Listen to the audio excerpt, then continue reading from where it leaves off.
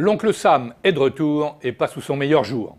Oui, les États-Unis espionnent, pas seulement leurs ennemis ou des terroristes potentiels, mais tout le monde, à commencer par leurs alliés.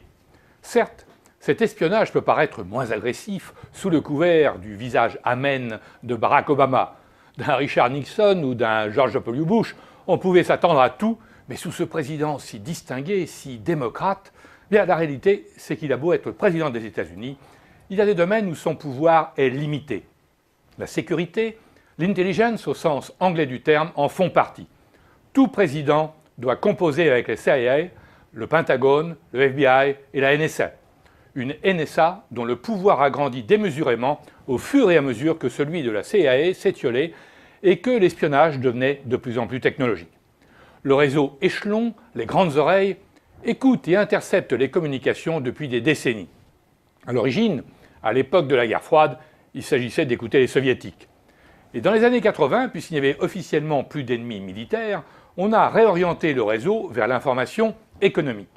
C'est ainsi que la NSA, comme la CIA, était passée à côté des réseaux de Ben Laden, ce dernier et les islamistes ne figurant pas dans les priorités des logiciels d'écoute.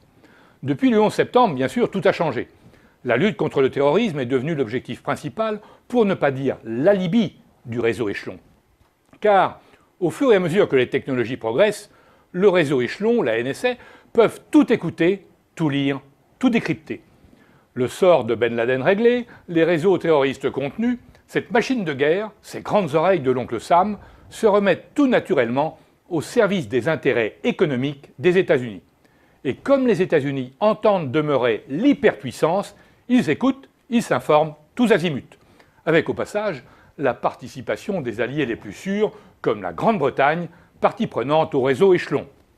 La Chine, accusée par ailleurs d'espionnage informatique, est bien évidemment visée. Mais aussi les Européens, jusque et y compris l'Allemagne. Des Européens qui, face aux révélations de l'ex-consultant de la NSA, ont réagi pour les uns avec une grande naïveté, pour les autres avec le plus profond cynisme. Les naïfs, ce sont ceux qui s'imaginent qu'on ne s'espionne pas entre partenaires.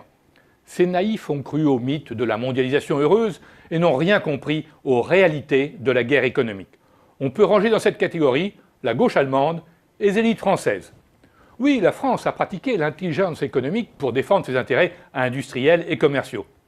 Mais c'était dans un autre temps, avant la chute du mur de Berlin, quand nous avions encore une diplomatie et une politique de défense indépendantes.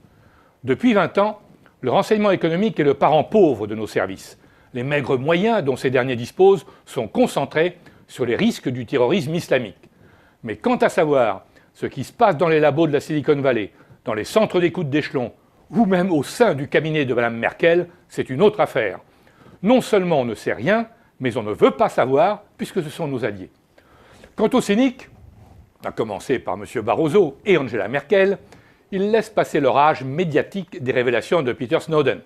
Ils n'ont pas été surpris, car ils savent depuis longtemps ce qu'est Échelon. Et ils ne s'en offusquent pas, puisque, in fine, l'alignement sur Washington leur est naturel. Les négociations transatlantiques ont donc commencé ce 8 juillet, on amuse la galerie et les médias en expliquant que l'on parlera en parallèle de l'espionnage économique.